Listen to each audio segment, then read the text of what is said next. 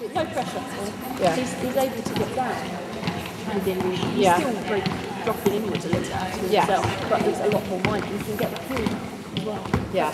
Which is what, a couple of laps and see how you get on. And this means everybody walking on. Yeah, come on, guys.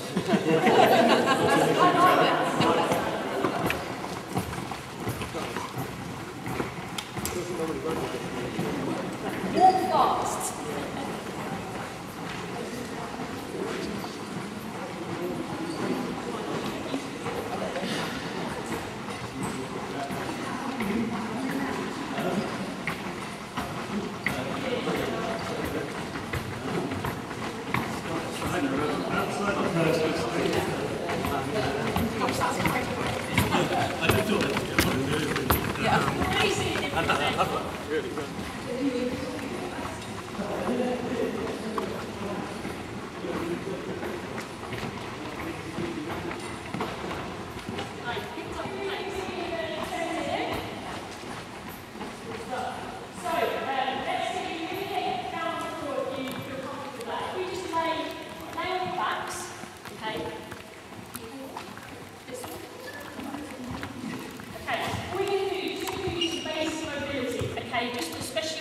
Around the hip. Now we'll have a laugh here looking at people's flexibility. So, and mine isn't great either, so I'll hold it out right now. If we all lay completely on our backs with our arms in a T shape, feet together, okay, all we're going to try and do first is pick one leg up into the air, okay, and then I want you to reach over with that foot to touch the opposite hand. There you go. Good, so if you've got your right foot in the air, I want your right foot to go over to your left hand, exactly. Bring it up to the centre again, back down to the floor, and then reach the other leg up in the air, take that over, okay? Don't rush through it, because it's quite an intense one. You don't need to touch your hand, just get as far as you can, and don't kick each other. Preferably. Okay, good, back up to the centre. If we do about 4 or 5 on each side, okay, any problems through any of these exercises, just give me a shout. So where are people particularly feeling the tightness? In the arm. Great. Great technical terminology there. All that hamstrings or the outside of the glutes or IT band. Everyone's probably going, what on earth are they? The outside structures of your upper leg. Great stuff. Okay, so give yourselves a little bit more room for this one. So what we're going to do is pick one leg up, but not right up in the air, just so much so that you can clear the other foot. And we're going to skim. So we're going to skim the foot along the ground as low as we can up to that opposite side. Back round. Okay, turn it out, and this is the fun part, up to this side. Okay? Ooh. So try not to keep the leg too tense, okay, so you're liable to, not necessarily pull things, but it's not going to be very comfortable. So try and keep that swinging movement nice, relaxed. Relax. Some good ranges here. Oh, you can get a better range than that, come on. When you gain, you've done 4 or 5 on each side. If you swap over, make sure you do the same on the other, so you keep things nice and even.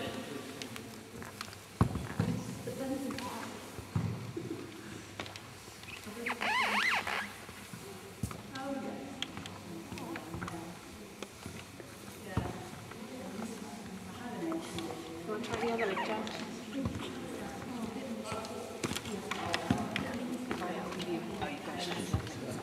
Is it going to lock out? Yeah.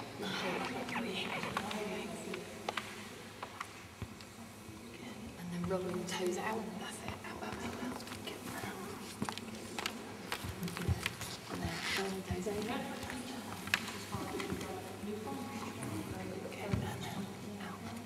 Cool. Everyone okay with that? Shout. Do shout if you need. Okay. How do you feel? Tell me, just when you're relaxed, how your space feels in the small of your back. Do we have a big giant space, or have we got, does it feel quite flat onto your hand? So how many people does it feel flat? How many people does it feel there's a lot of space there? Okay, so maybe flat. Yeah, that's a really good point, and obviously it's a great thing to think about when we're moving around.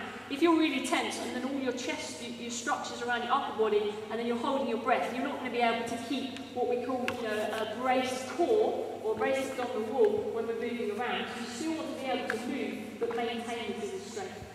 Okay, everyone happy with that? Okay, we're going to try one more exercise through our heels, okay, and lift our hips up off the floor.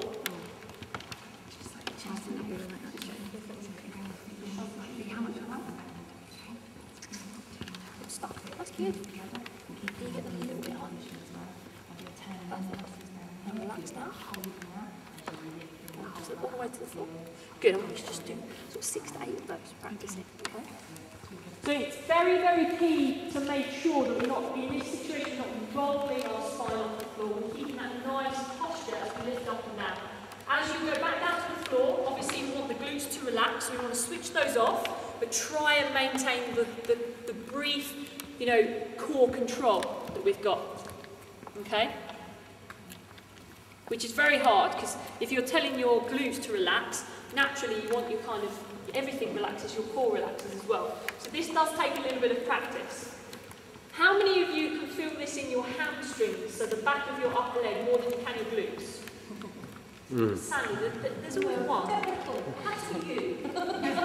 Okay, so you're not working the glutes hard enough.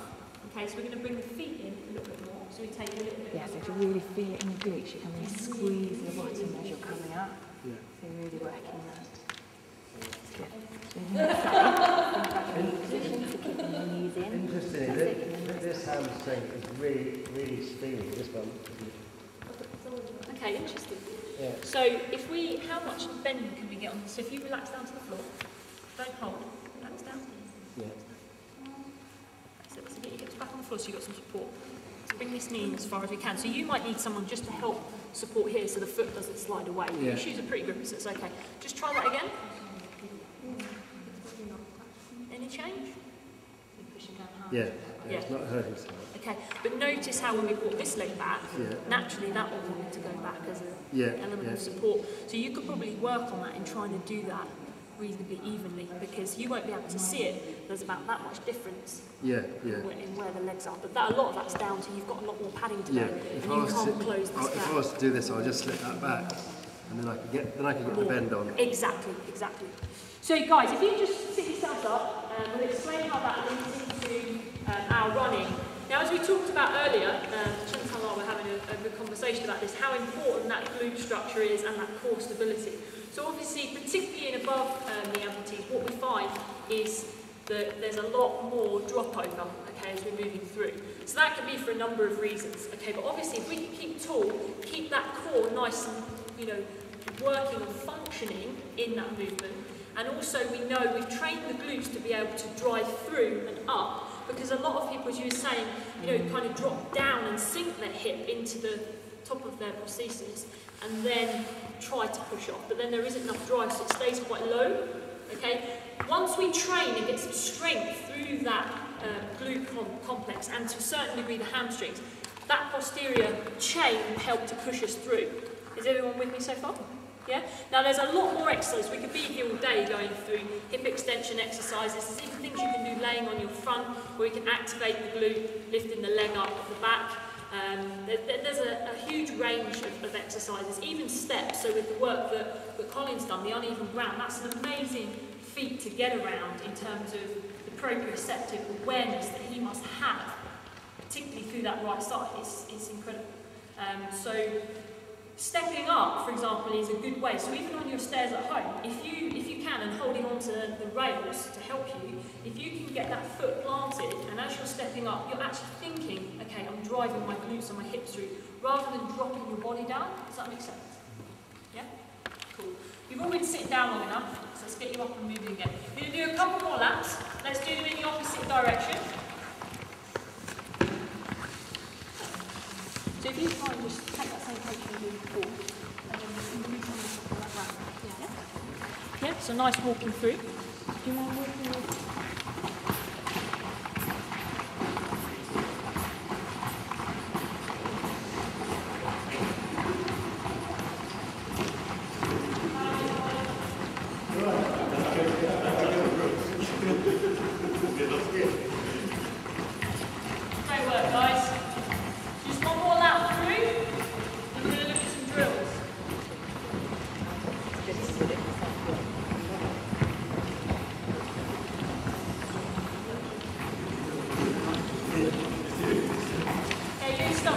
we can reconvene just over this side. Okay, the baseline of basketball version of 4-1-B. Good stuff. So we've talked a little bit about body alignment, core control, hip and glute control. Chantal and I were just talking a little bit about the prosthesis itself and how important it is that that is set up correctly. Do you mind if we use you as an example? So we were talking about how you go away from sent through. Okay? So just practicing where your awareness is. Okay? So John, if you, on your right side, if you try and point the toe up to the ceiling as you come through, do you find that really hard? Yeah. Okay? So in this position here, try and do that. Just to help in contact so you're not kind of reaching through. That's fine. Good. And take a step walk back. So that's really nice, guys. Well done. Okay, we're going to do 1 or 2 more reps through of that. Okay, so thinking about how you're moving, where your foot's landing, just trying to get a sense of where the limbs are in space. Okay, is the foot landing in front of you? Is it landing behind you, underneath you? How does it feel? Okay, so off you go again.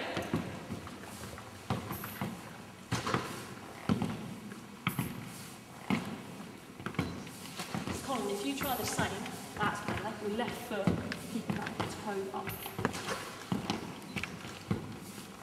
See, there's an advantage over able-bodied runners. You've got one foot that's in the exact position it needs to be. You don't need to do anything with it. Okay, walking back through. So the people that are watching, okay, what did you notice? What major thing did you notice somewhere else in the body that they could do that they weren't doing that would really help them? Okay, so a bit of this, not as much as I thought actually. If we're using these arms, okay, to counterbalance, now let's not see any tick-tocking. Okay, so it's about coordination. You don't want to think about it too much. Ah, we found a challenge for Colin. He can run 630 miles, but he can't coordinate his arms. It's because you're thinking about it now. You do it all the time when you're running, without even thinking about it. Good. Try and keep that hand close into your body, Colin. So don't reach too far in front. Good. Take another walk back. How's that?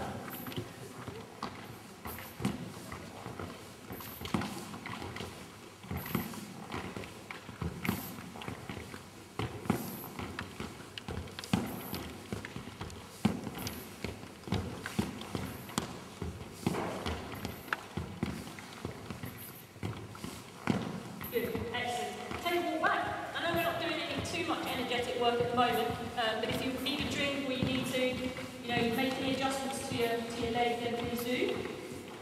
Any questions? Here you go. Just to the 10-metre mark again.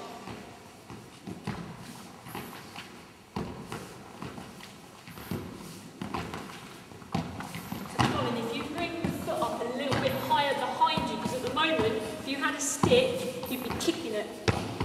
Okay, good. So work hard to lift and get over the top of that stick. Okay, take a nice walk back. Okay, we'll do the same again.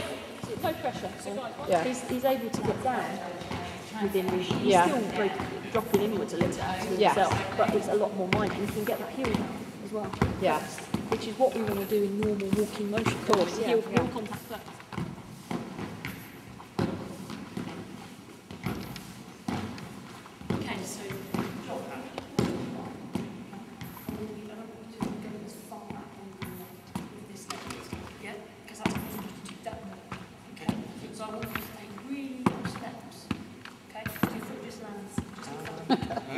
Have you been on the beer?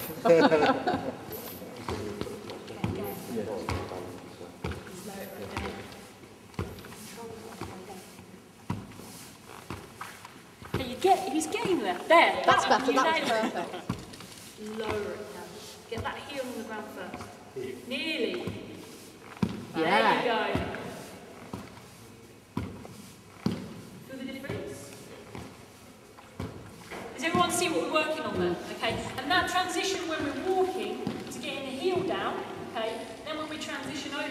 push off the toe, we're able then to drive through the glute and use the hip. Okay? It'll make a massive difference. Obviously, I'm not expecting.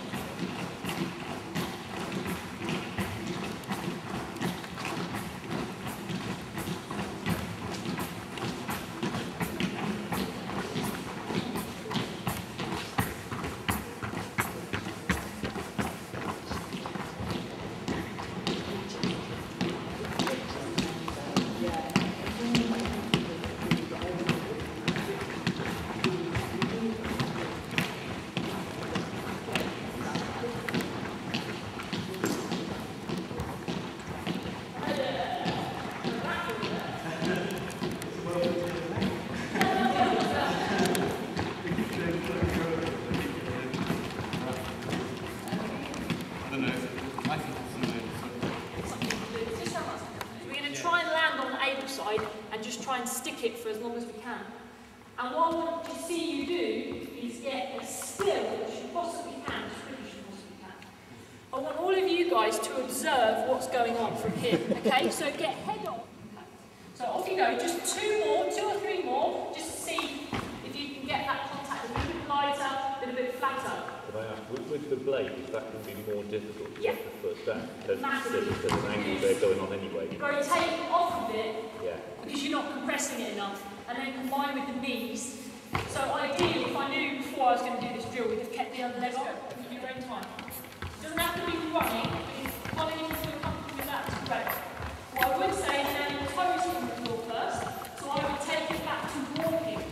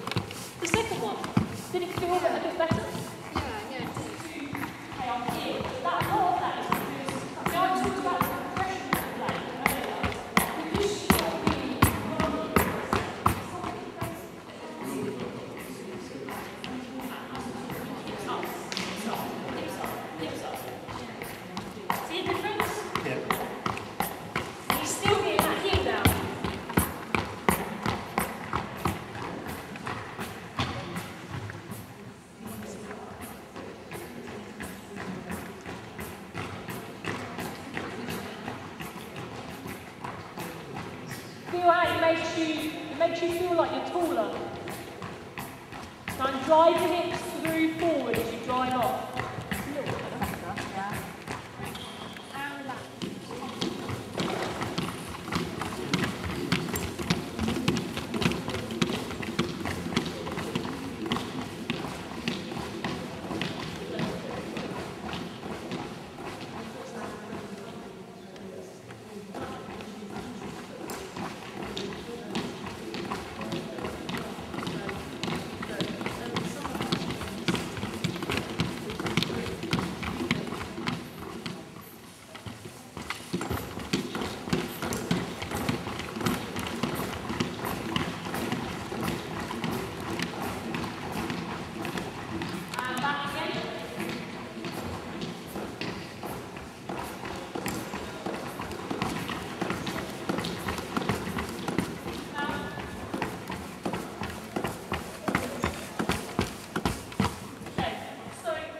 I haven't got my lenses on. Cool. So I mean, there's loads more. Well, these glasses, reading glasses, help. Oh, they would. Thank you very much. To go over, but time-wise. Are there any questions or?